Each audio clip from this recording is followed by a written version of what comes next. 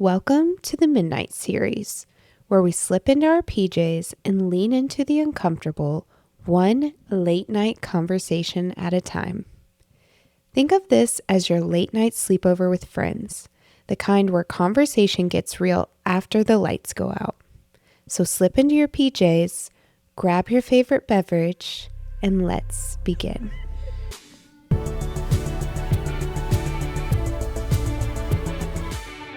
The show must go on. The show must go on. Well, I'm in my parents' house because we were going to come back last night, but then it's actually my dad's birthday today.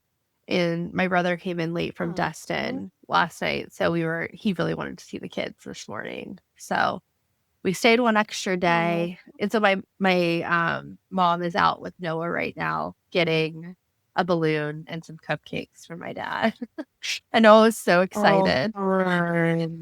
Yeah, I know. I'm glad you stayed an extra day. Tell your dad I said happy birthday. I will. He's like not a big birthday guy. Which I feel like most men aren't. But yeah, I was like, I didn't get him a present this year. And because he's so hard to shop for, and I knew he would be irritated. Just like financially, things are crazy right now. And so I was like, I'm so sorry I didn't get you a present, but I'm going to make you some bagels, some sourdough bagels. And he was like, okay. And so I ended up making the bagels this weekend. And Evan was like, no, really, they're the best bagels you'll ever have. And not to toot my own horn, but truly. And my dad was like, okay. And so then I made him, brought him to him, and I was like, here you go, like, here's your bagel. And he was like, oh my gosh, this is the best bagel I've ever had in my life. She was like, that's so good. And so he was like, yeah, perfect present. Bagels for the rest of my life for my birthday. Works with me. Yeah, that's a great gift. Yeah, so fun. But yeah, how have you guys been? What have you been up to? We've been good. Oh my gosh, this weekend was so fun. My sister came into town with her husband and her two kids. I love it. I bet Phoebe was happy. Oh yeah, because they play from morning to night, and it's like nonstop playtime. It's outside, in the pool, play with the Barbie house, playing games, playing dress up. So it's like just so much chaotic fun all weekend. And like when my sister has to go back to Raleigh, her kids are wiped out. My kids are wiped out. The parents are wiped out, but it's like the best kind of tired. Yeah. Oh my gosh. It's like your cup runneth over kind of tired. Yes, exactly. It was so fun. It actually was really nice down here this weekend. It was so nice so we here just too. went by the pool. It was like 80.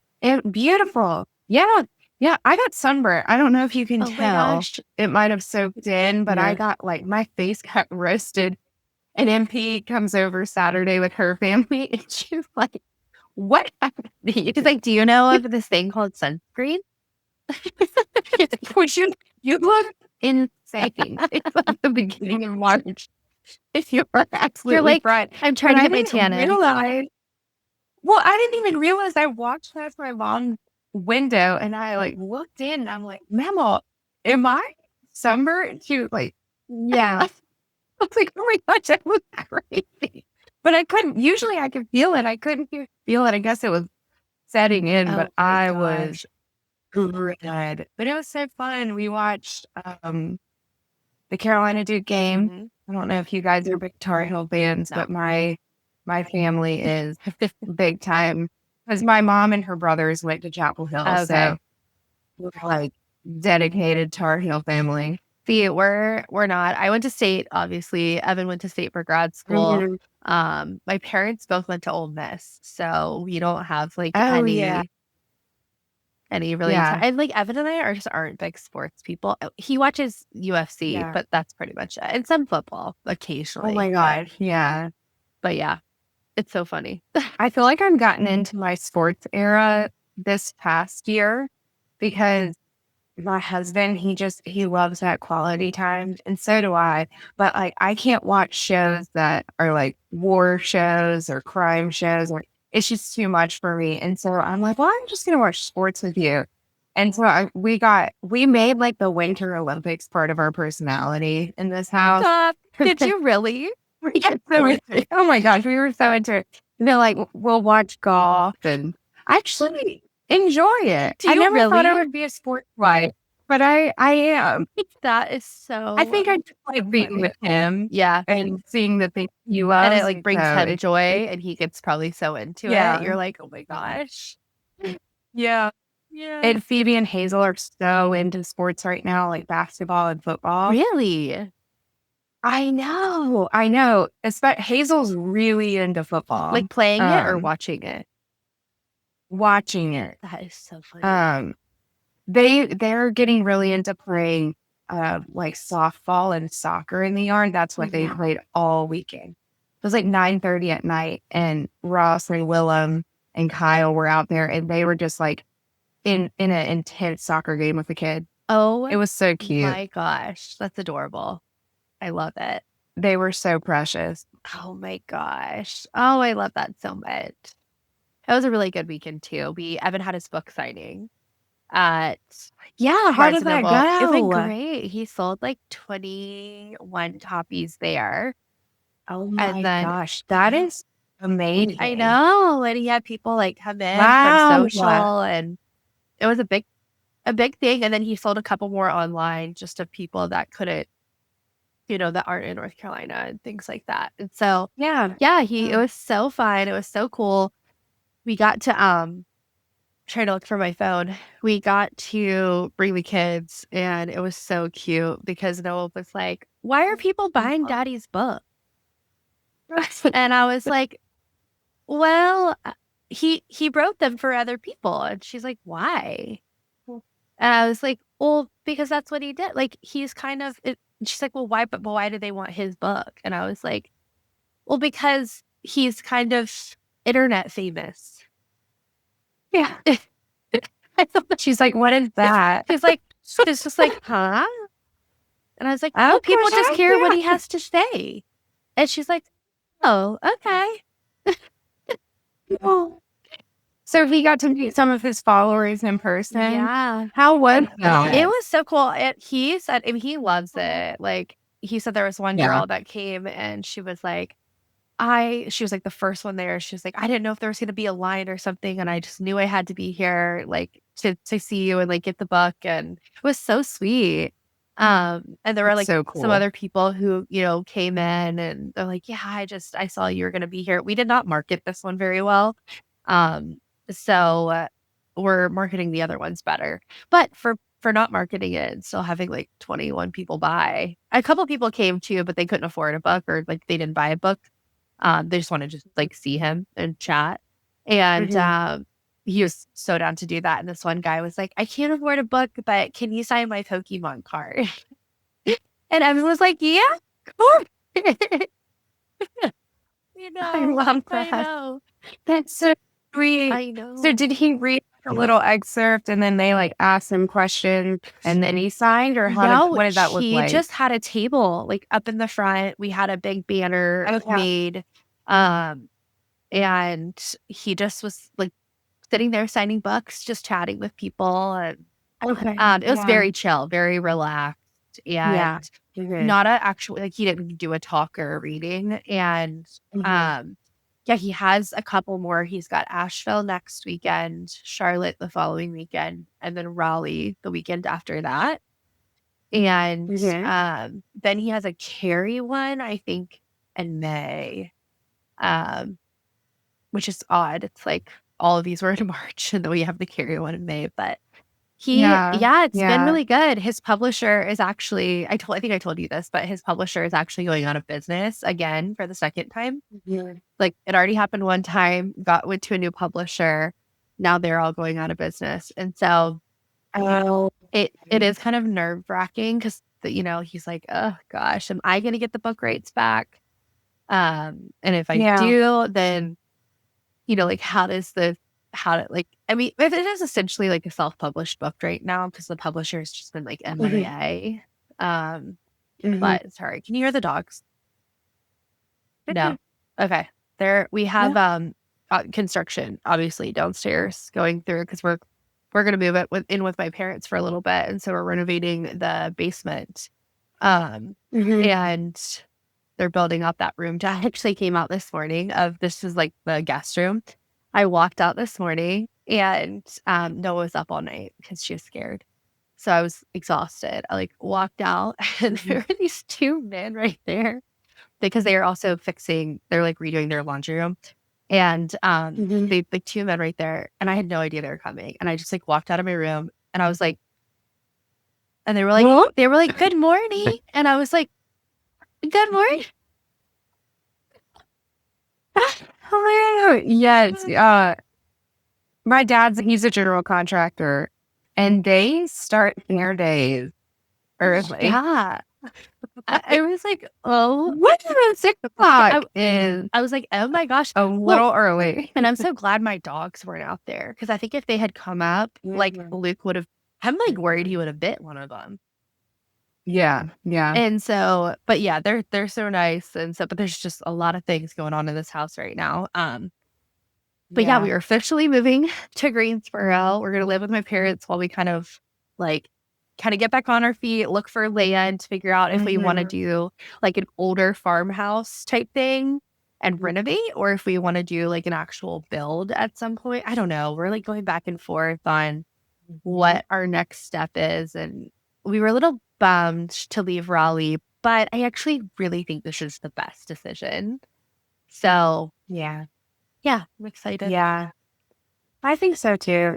You should talk to Dad and have him weigh out the pros and cons of like a remodel versus a new build, because he does both and he'll give you the straight up. Yeah.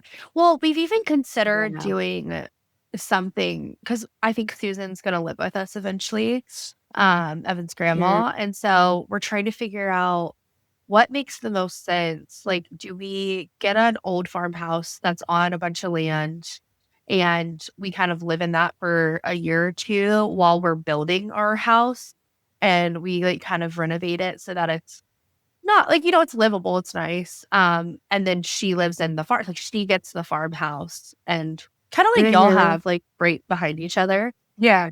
Although compound. y'all don't have, like a compound type thing. Exactly. Like, do we do that? Do we do like because she wants to buy a house out here. So then is she going to have like a separate, and she's getting older. So we're trying to figure out, I know she wants her own house, and I want her to have her own space, but it's like, are we, I don't want her to have some big house all by herself that isn't near us or that's in a neighborhood. And, she likes to be in a neighborhood though, because she likes to stay with the youngin'. She's like, it keeps me young. So there's just like so much to weigh what our next step is out here. So that's why we're like, we need help. With the kids, we need just like we want to move to Greensboro in general, just to like be closer to family.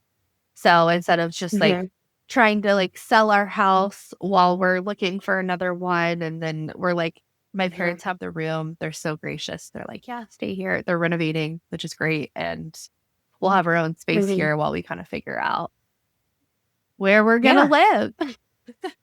I think that's great. I'm excited for you guys. I know. It's going to be awesome. I'm excited too. Well, sorry. I feel like I like digressed off of what we were supposed to talk about today.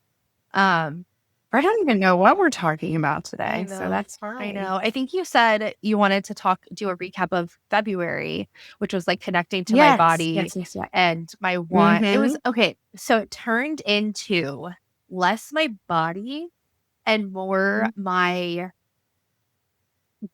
mind, my like mental health. Yeah, not mental health, but like my want, like. Oh, like your desires? My desires. Yes.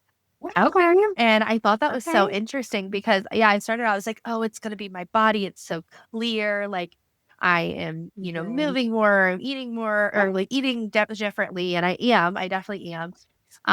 But it was so much more than that. And so I ended up and I feel I've like ghosted social media. So I need to get back on there and give an update.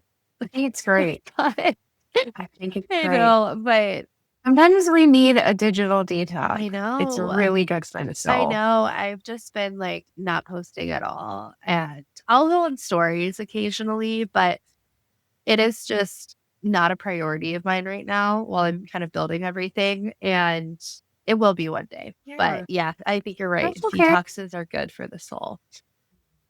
Mhm. And so, yeah, I ended up, I've been eating at home pretty much since November. Like we haven't really eaten out much. If we have, it's been like once a month, maybe twice a month, or if we're traveling or something.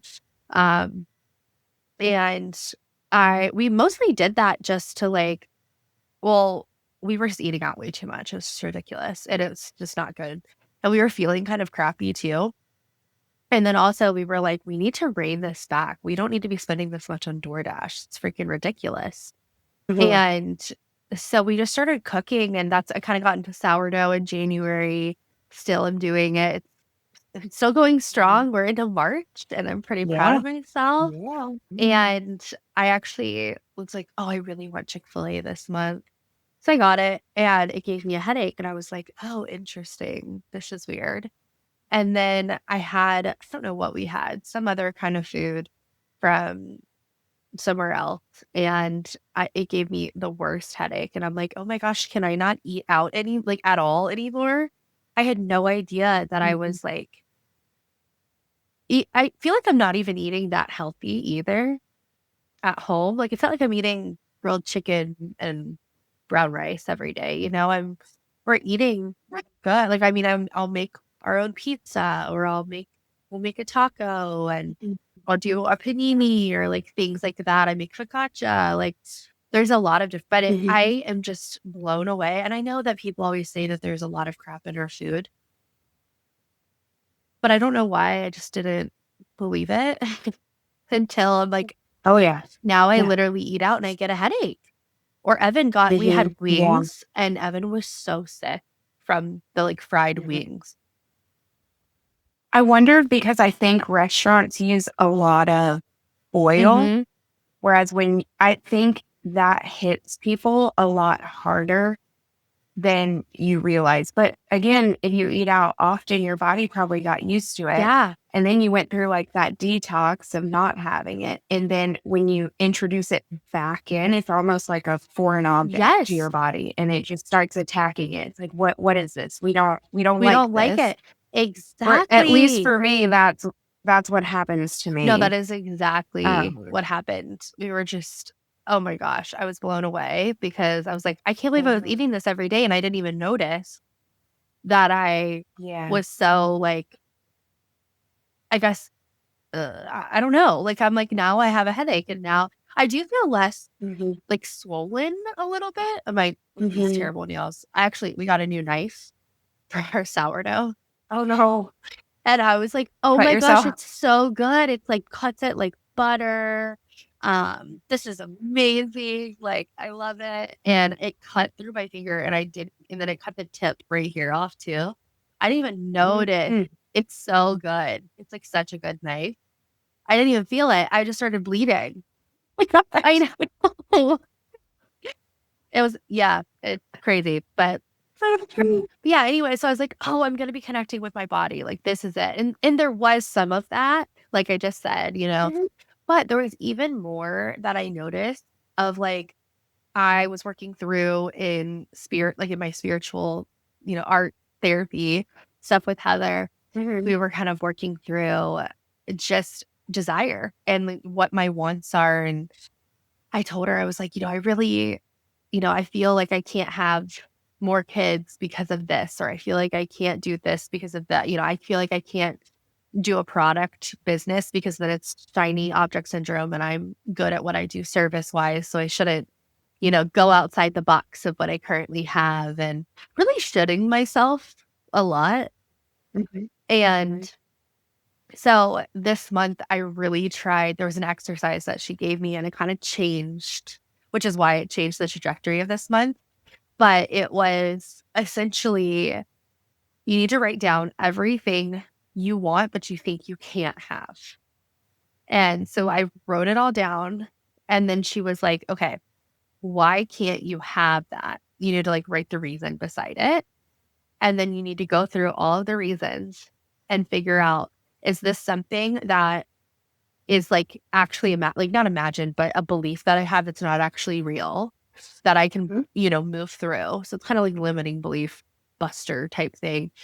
Is this an actual constraint and like time? Like if I give it time, is this going to get better? Or if I give this to God, is this something I can give to God and just like, hey, I don't have to handle this. If I want this desire is on my heart. If I'm meant to have it, put it in my life. And yeah, I was going to say, it almost sounded like a prayer list. Yes. Is another way to word exactly. it. Yeah. Or like a prayer board at the beginning of the year. Exactly. Everything you think you want. But I realized I was only praying for things that I thought I could achieve. And so for me, that was like a huge moment of I wasn't asking for things I didn't think I could have for whatever the reason was. So I wasn't asking God, you really can't hear my dog? I just started hearing them. Is that Luke? Go. Yes. It sounds like him. It is Luke. Yes. Oh my gosh. Ridiculous. But yeah, I just started kind of asking him like for I'd say kids, because I really want more kids, but I feel like I literally cannot handle it. I am at my max. Evan's at his max. We're exhausted. Also, they're very little, so I think that's normal. It might change in a year or two. And then financially, like, how are we going to support more kids? This is, we want to give them the life that we want to give them, right? We want to give them the world. How do we do that with more? 2 is already kind of hard enough, and tried to save for college. And anyway, I have all these things in my head. And so, yeah, I think a lot of parents, mentally process that when deciding if they want more than one. Exactly. Yeah. Or more than 2. Or exactly. And so it's a real thing. It is. And so I'm like, okay, why do I think that I can't have more than 3 kids? And so I wrote down, time, I wrote down finances, I wrote down all these different things. And I kind of just started going through them one by one. And I was like, you know what? I can give this to God. Like, she was like, what if you were like, hey, I do want 3 or 4 kids, but it's just not right now. Why don't, can I just give this? How can I give this to God? Like, and it's not like, oh God, I give it to you. Okay, I'm good. I'm healed. It's miraculous, right? But it's just kind of like going back to the list when you're feeling, just kind of catching yourself in those moments of like, oh, I really want something, or I want this, but I feel like I can't have it. Why? And then just working through mentally, why can't I have it? And it's like, oh, this isn't, I haven't had a desire that I felt wasn't of God, truly. Recently, at least. Like, I think that's something I've had to unlearn as well. And I know we've kind of talked about this, but how a lot of churches and pastors kind of preach that desire is inherently sinful, and that your wants are not godly. They're not of God. And so, and I think they can be that way. Like, they cannot be of God. But I also think that God puts these desires in your heart for a reason a lot of times. And it's to either push you into the person that you are called to be, or to push you into being somebody like the career path, or the mom, or the, the person that you're called to be, or it's to help and serve others in some way. And so I'm not talking about like desires of like, oh, I really want, a chocolate chip cookie.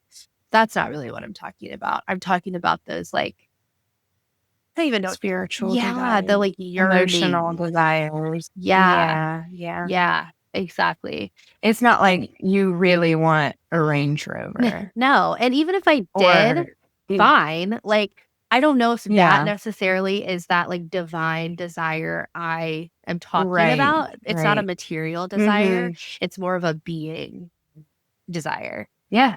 And the spiritual desire. And so I think I had a hard time, or I was previously combining the two of like, oh, these material, which again, if you can have material desires, I don't think those are sinful either. I think they're just desires. They're just wants. Like, I don't think wanting something that is of material value is sinful at all. I think God wants us to enjoy our lives here and whatever brings you joy, absolutely. But that's between you and God. Like for me, maybe that doesn't align with me. Maybe a Range Rover doesn't align with me. Maybe it does. Maybe I do want a Range Rover. Like right now, that definitely does not align with my desire and my purpose. But that also, who's to say in 10 years from now, 20 years from now, after I've really done the work that I'm set out to do, who's to say that isn't a part of my life and my service and my, God being like, hey, you want this? Go for it. What are your thoughts? Yeah. What are your thoughts on that? I don't know. I have a really hard time with Materialism. Yes, only because I was raised actively against that, if that makes sense. But not in the fact, like, obviously you can look around my home. It's not like I'm living in a tent. Like I definitely come from white privilege. Yeah. Like I'll be the first to say that. But I don't know. I just had it like ingrained in me, like all of us, my siblings, my cousins, my grandparents were very against that. And they were very, I guess it was their era. So they went through the Depression era. My grandma, her parents were farmers. There were 6 of them. And so they weren't raised that way either. And my grandma and my grandpa on my mom's side, they were very adamant about any wealth that you had was meant to help your family be stable. And then the rest of it is supposed to go to other people.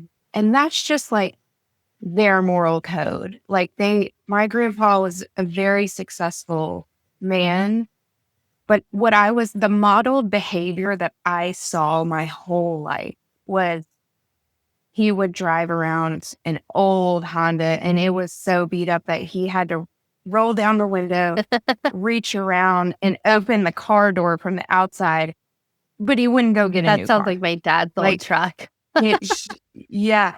And the funniest way to describe him was, my mom's really involved in Weekend Meals on Wheels. And so they did this like commercial shoot to like advertise, the services that they were providing for New Hanover County. And my grandpa was like the actor, the elderly man that needed the assistant. and what he showed up wearing, they were like, you're good. You don't need something.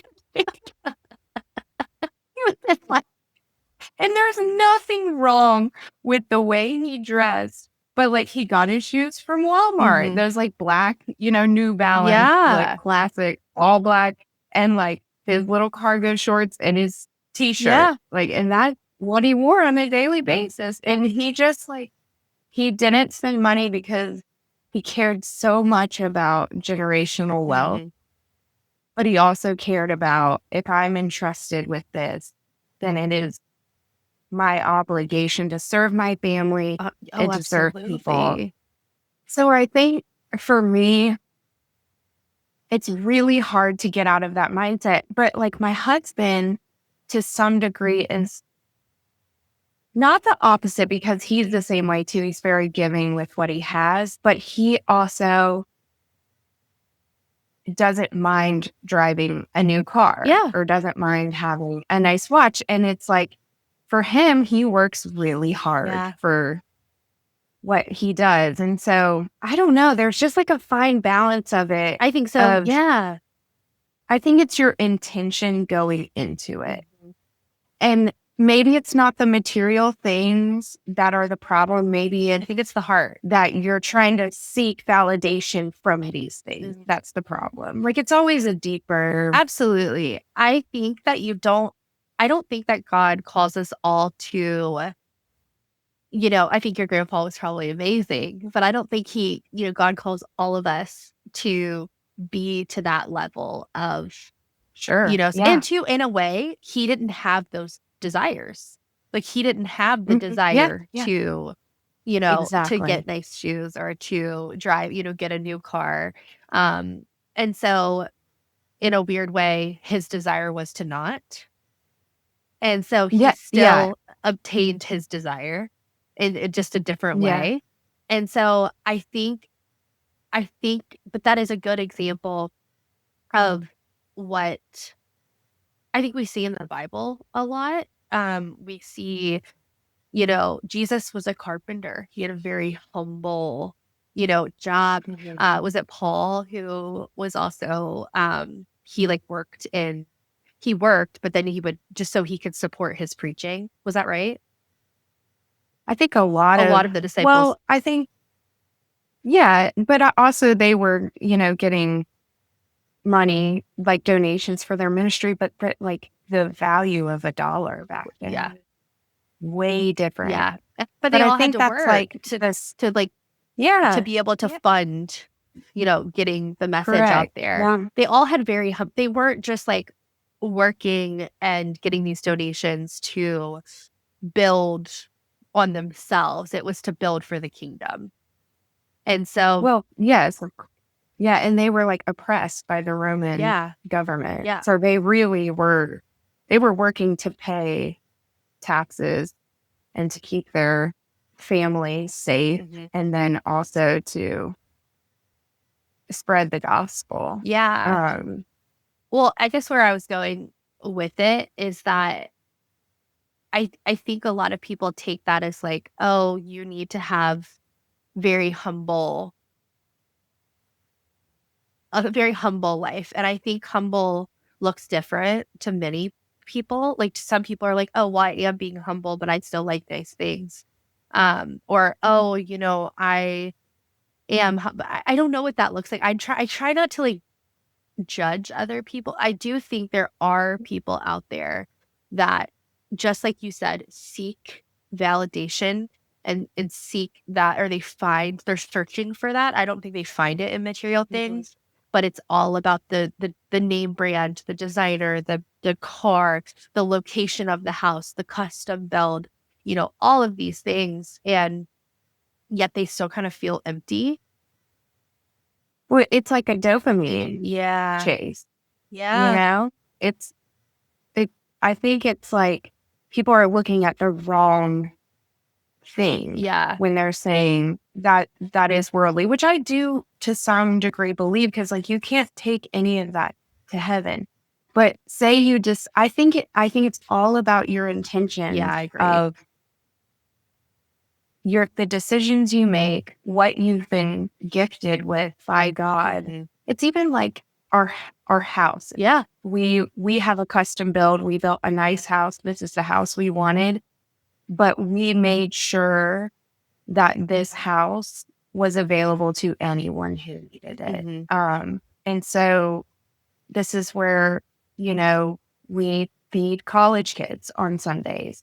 It's where people come to mourn a loss, or like the door is always open. So it never felt like it was just your home. Our house. It really feels like a place of fellowship. And even this weekend, we had a bunch of people over to pack Easter baskets for the foster pantry. Oh. So it's kind of like a church outside of a church. Yeah. If that makes sense at all. Yeah. Well, also, like, I think we all as humans chase comfort. Of course. And that's just part of and God does, to an extent, want us to have comfort, but finding that comfort within Him, not in things. But then it's like, I also have I don't know if you ever feel this way, I'm sure you do, but I get like spiritual and religious guilt really bad for the things that we've been entrusted with. Yeah. It's like there's two sides of it. I'm very grateful for how hard my grandpa worked because he really did come from nothing, like a very humble beginning. He was a janitor, so he could afford to go to college. So like he's put in his time, he's put in the work. He wanted to make sure it was very important to him that his family would be financially secure. And I'm very privileged and grateful for that. But at the same time, I have such immense guilt for it. Why do you have? Because I'm like, Because guilt implies that you did something wrong. I know. And it's something I've like had to talk to my mom about because she's like, but God entrusted us with this and it's our duty to carry this on and keep providing for people. That's honoring Papa's legacy. That's honoring God. But I'm like, what about the people who feel like they've done something wrong because they didn't? I feel weird using the language of we've been entrusted with this because it implies that someone else was not worthy of the same amount. And I get really tripped up about honoring his legacy, but like the white privilege of it really trips me out too, where I'm like, am I compartmentalizing this correctly? Like, is this just white privilege or is this a gift? I know No, I'm rambling. no, this is like my inner thoughts just like wrestling with each other. And the best thing I can do to make myself feel better is give, and make sure I'm a space that people feel safe with and they can heal. Yeah. But other than that, it's like an internal battle with me constantly. So a couple of things I think stood out to me when you were saying that, and I get that because I've wrestled with the exact thing, like down to white privilege. I like in college. That's part of the reason I started getting my master's in ed, and I was studying like inclusivity and different kinds of essentially like where that shows up in our education system, in our home system, like in all of the different. And so I completely understand where you're coming from because you're like, is this truly of God or is this me telling myself this is of God? And it's, we're just perpetuating this cycle that actually isn't of him. And I think that one, God doesn't give us things or entrust us. I know you don't love that word because it can sometime imply that he's trusting some people with one thing and not others, or he's taking away from somebody and giving it to you or to your family. And maybe people listening are like, well, why haven't I been entrusted with that? I've been a very faithful servant. I have been walking the path. And I think it's, I've been in prayer a lot on that too, of like, why are we where we are and these people are here? Like, and we truly are running different races. It's like comparing apples to oranges.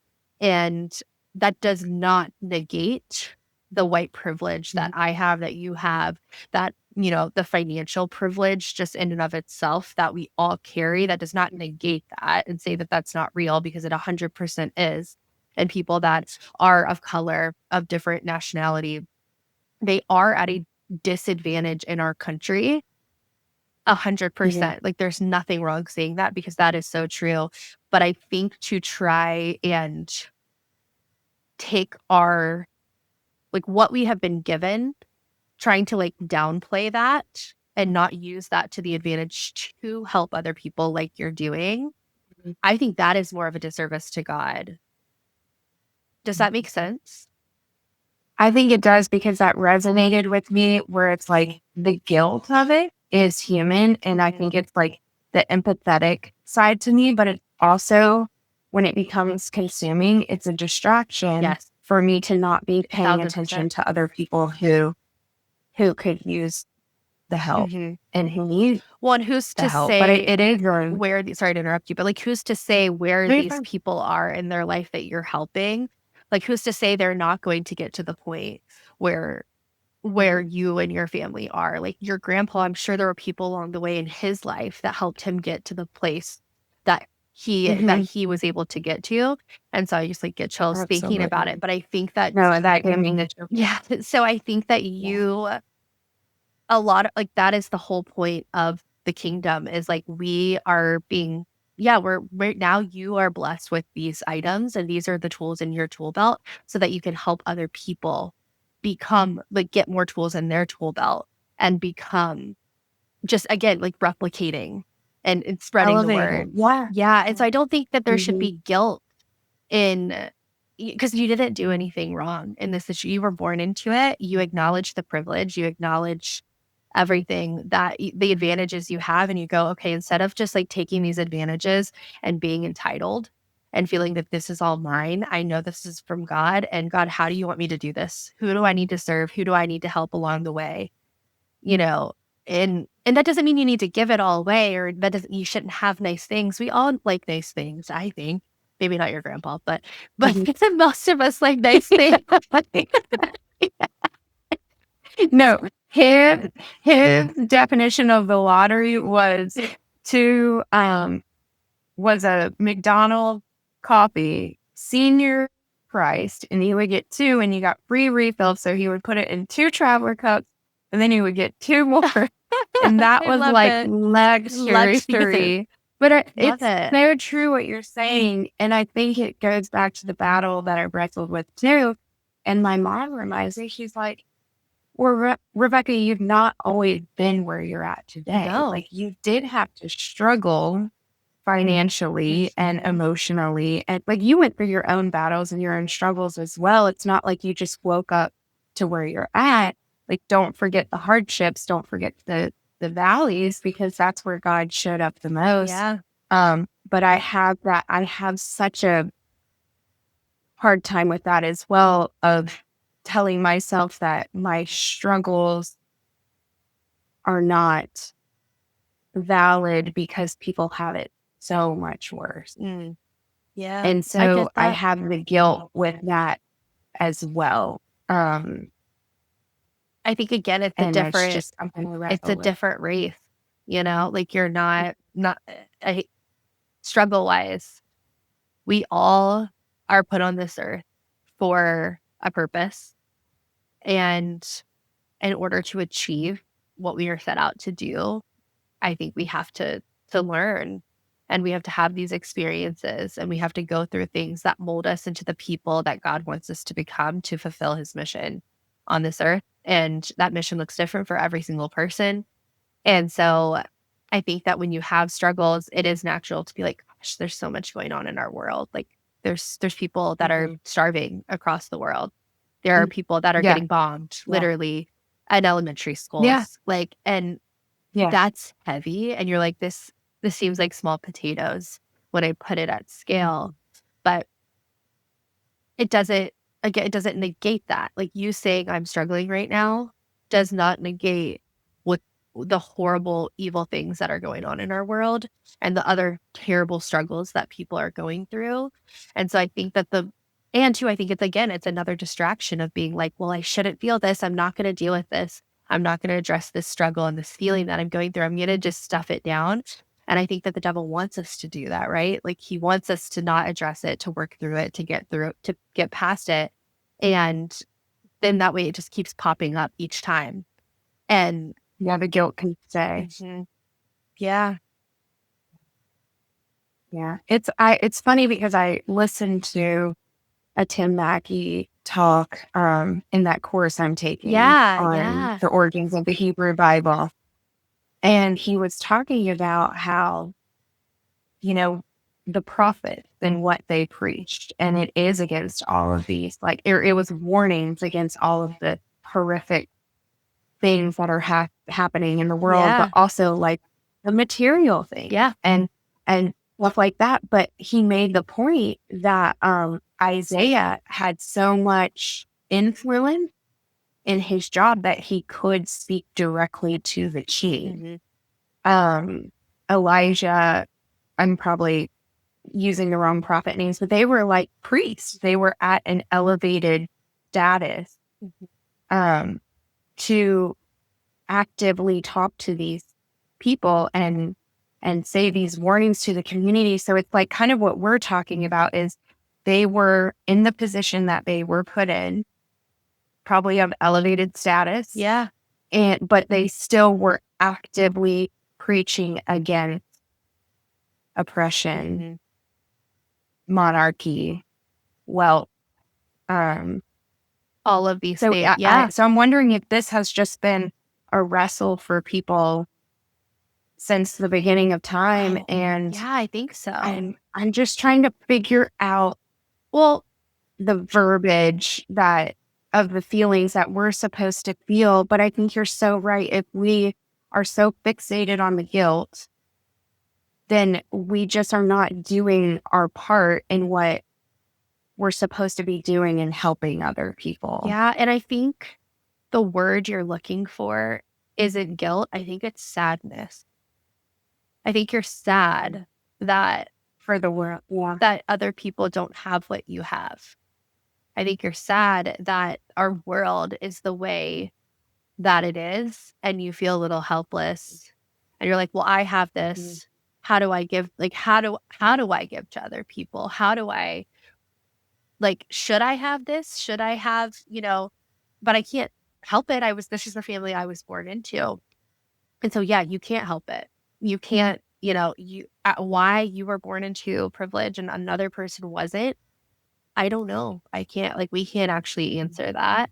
But all we do know is that we need to use what we were born into to spread the word and to actively fight against, like you said, oppression, in all aspects, right? Like not just in the just not in our community or the United States, but just at a globe. And people do that differently.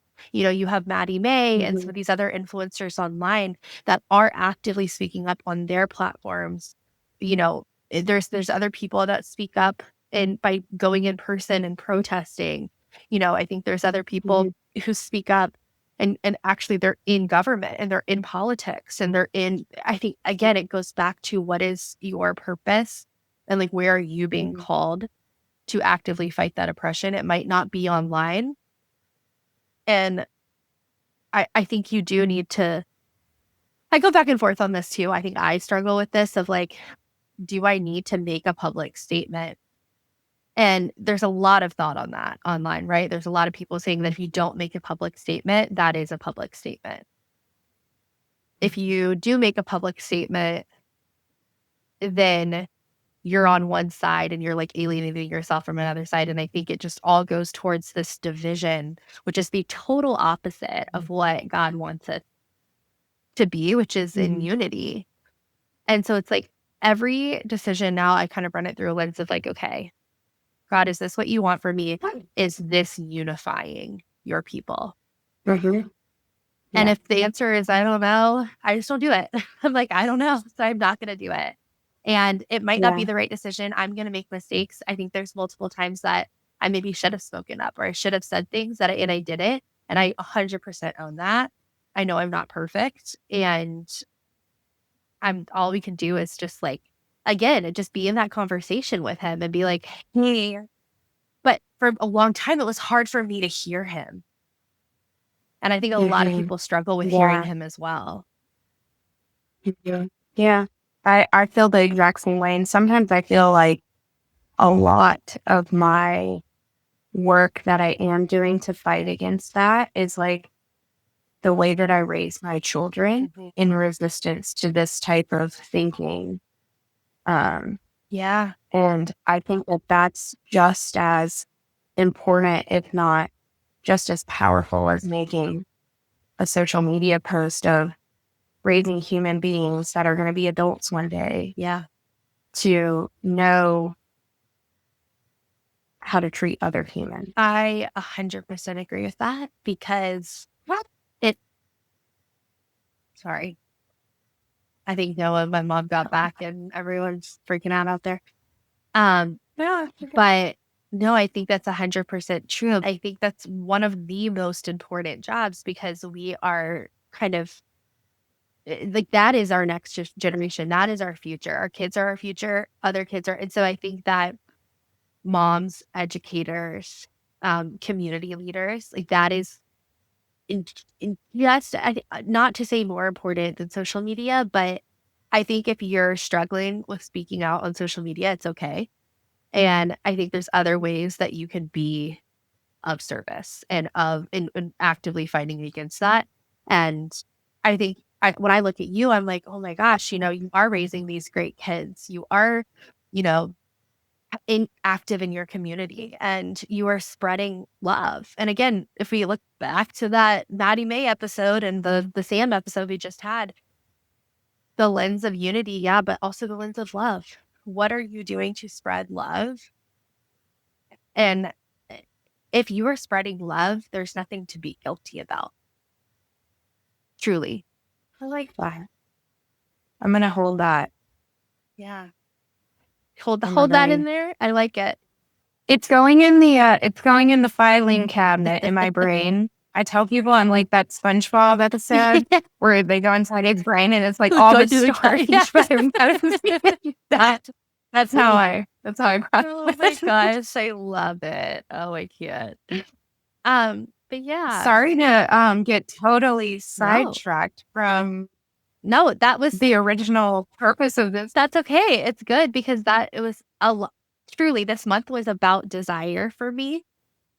Yeah. And it kind of sums up where I've come, like what I've read in scripture, what I've spoken to God about and prayed about and gone through my art therapy and just kind of sit. And so I'm like, okay, I had to kind of go work through my own issues, which are very similar to yours of like the guilt thing. I wasn't feeling guilty. I was more feeling conflicted because I unlearned like guilt like 2 or 3 years ago in therapy when I was just feeling so guilty about everything that was happening with Evan's family. I just had so much guilt. What did that look like for therapy? So, and unlearning that. Yeah. So when I was in talk therapy with Camille, who I miss her so much, but she does not take my insurance anymore. She's great. And also I'm moving anyway, so it's fine. But she was so crucial in helping me unlearn that. And I was like, I just feel so guilty that this is happening. And like, I can't. And she's like, well, guilt again implies that you did something wrong. And did you do something wrong? And I kind of thought about it. I pondered. And then I said, no, I don't think so. Yes, there were a few things I did wrong. I think I could have been more proactive and, discussing this with them or maybe I could have, I didn't realize I was hurting their feelings. And maybe part of that was me just being immature and part of that was me, doing, there's a lot of things that I do actually have guilt for that I think I did maybe do wrong. Did it, what is the word? Deserved the reaction that I got? No.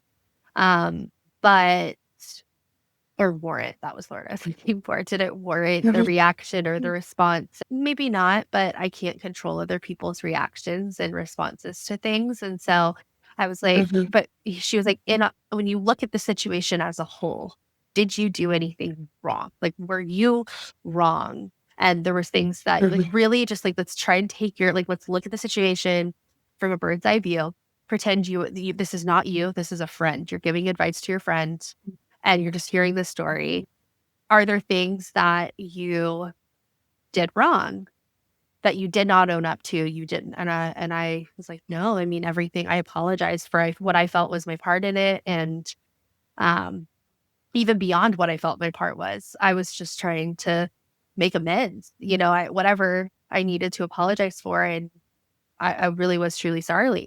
And she was like, okay, so then you've done your part. So there's nothing wrong. There's no shame there. It's not guilt. I think it's just sadness. And so and she's like, when you're feeling guilt, I think you need to pause and say, is this guilt or is this sadness? Because you can be guilty for things that you've done. Sure. but you can't transfer guilt onto something you're just sad about, because you don't have any control over other what's happening to these people or what their reaction is or what their response is. It's just sad. It's really sad that this is happening. Yeah. And so it took me a while to I literally would be like, oh, I'm feeling so guilty. And then I'd catch myself and be like, okay, am I guilty or sad? Am I guilty or sad? Did I do something?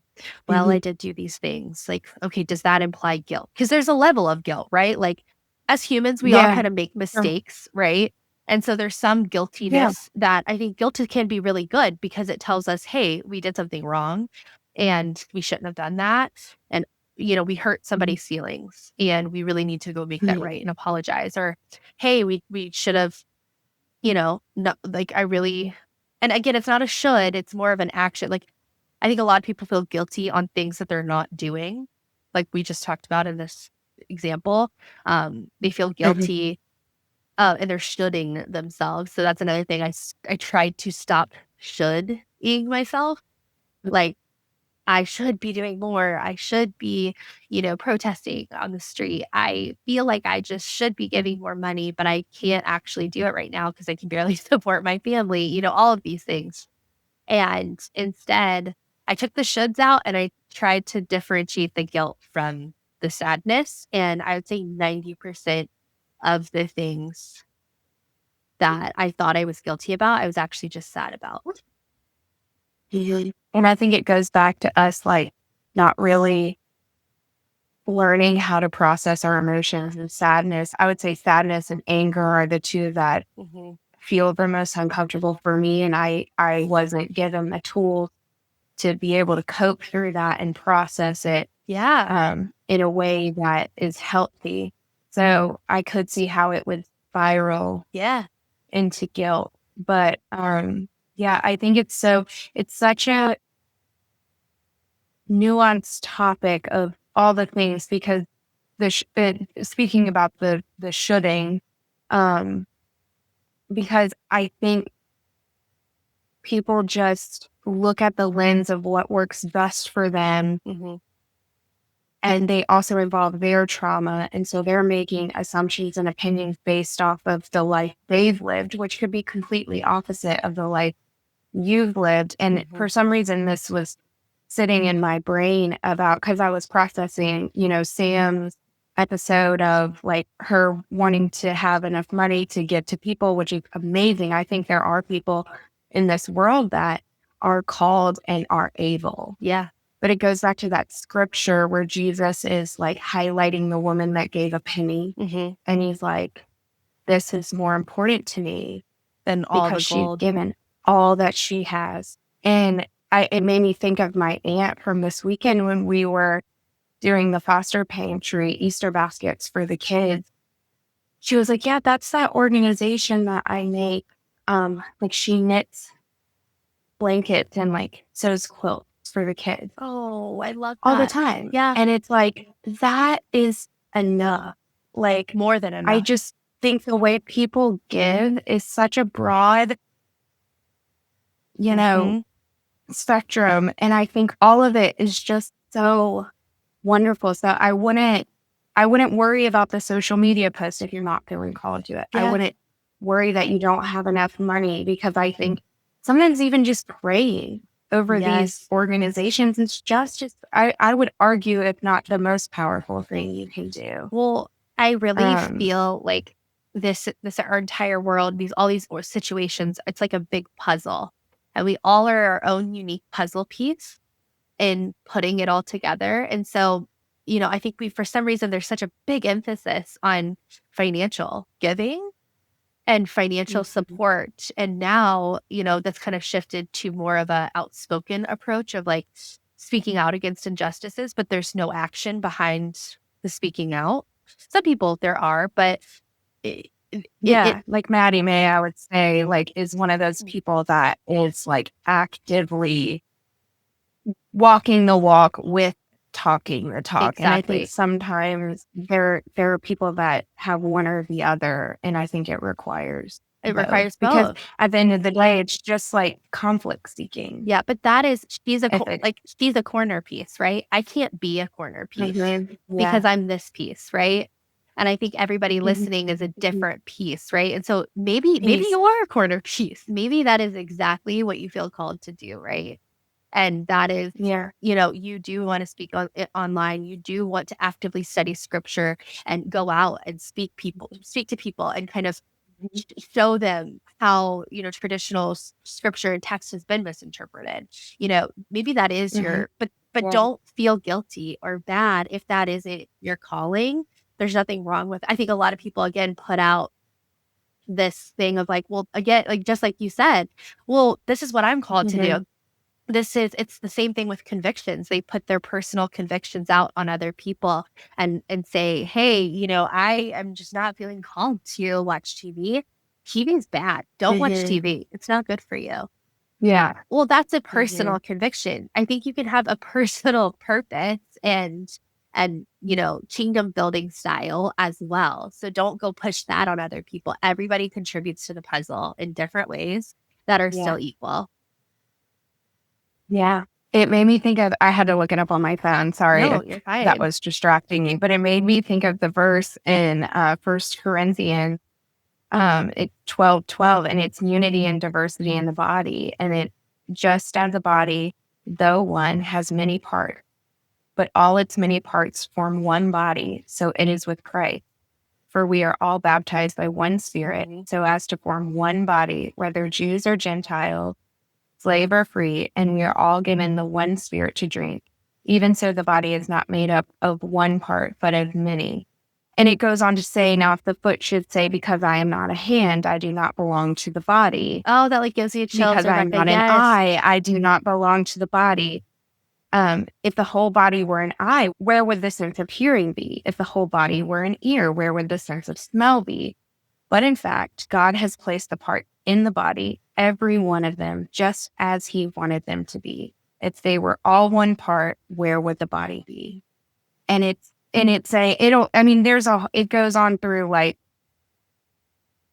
31 verses, and it's essentially saying we all bring something to the body of the church, which is us. Yeah. And we're all going to be different body parts, but we're all going to have such a crucial function of how we live out the intended design of human beings. And that is love the Lord your God and love your neighbor. Yeah. And I think that's exactly what we're trying to, like, in a long-winded tangent kind of way, because I feel like we're both trying to process at the same time. We're like, okay. But that's And so I just think that what sums it up. Yeah. Yeah. We're all called to do different things, to have different desires, to have different purposes, and they are all crucial to the function of the church, which is us as human beings and how we live that out into the world. It is perfectly said. No. And so I think that's like the apples and oranges comparing. It's like, let's just be. Yeah, like, and how do you compare compare a foot to a hand? You can't. I think that's what the verse is saying. You can't, because then where would the sense of walking be? Where would the sense of lifting be? It's all, it all has an intended design and purpose. So I think, you know, for people listening and they're like, where do I go from here? I would sit in prayer and just say, Lord, I just ask you to show me what part of the body I am. Where am I meant to be? What part of the puzzle? What part of the puzzle? What am I supposed to do? And what am I supposed to be for you? And he will show you. It will come. Like, you already know, it's already within you. Sometimes you just need like a little bit of reassurance, because I'm like that. I'm like, I know, it's in there, but I just need a little. Yeah.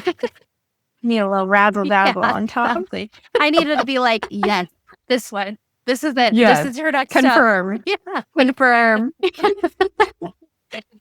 Oh, but that's changing. That's getting better. I'm getting better at my intuition. I think that's great. I think we all seek assurance. Yeah. We want the confirmation.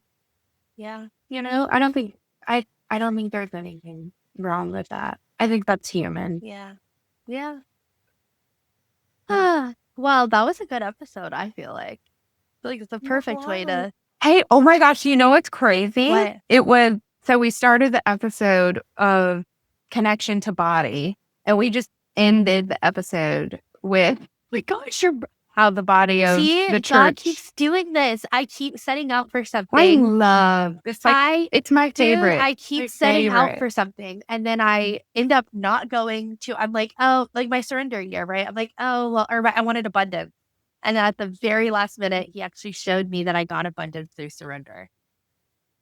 And so it's the same thing. He's like, you've connected to your body through desire, because your body is the church, and it's spiritual. Crazy. I know. I love those moments where he's like, this is a terrible analogy, but like, hold my beer. Hold my beer. Somebody's got something better than that. But no, it's true. It is so true, though. He's like, no, the connection, like, he's just so good. Like, he's so, I know. It's so crazy. Well, this has been great. I am excited to kind of see. I don't know what March is going to be yet. It's the 9th currently. Don't know when that is gonna kick in.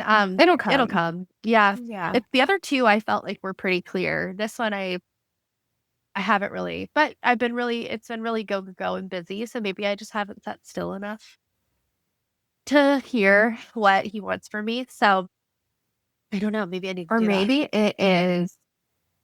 Maybe it's connection to present, like present moment. Oh yeah, that I could Like, actually see with that this one. because I was so present this weekend, and it just. But also it was warm, so I thought maybe I was just like coming back to life. Where we all were, but also adapting to that heat this weekend. I was like sweating. Really? Oh my God. I know. All right. Well, I am going to go eat some lunch. I think we're going to drive home in a little bit. And then I got to do some work today. Yeah. Gotta love it. Well, safe travels. Give the baby Thank the squeeze you. for I me. will. And tell Emmy congratulations on the book signing. I will. He's so sweet. Like, he's so excited. So I'm really proud of him. Oh, I love it. Filled his cup. It did. It really did. So I think it gave him a little confidence boost too. So yeah. Good. I love it. All right. Well, bye. Thanks for being here with us today. If something resonated, maybe a sentence, a silence, or a story, hold on to that. If you felt seen or stirred or simply curious, we hope you'll join us again. Until then, stay open, stay tender, and remember, there's always a seat for you at the table.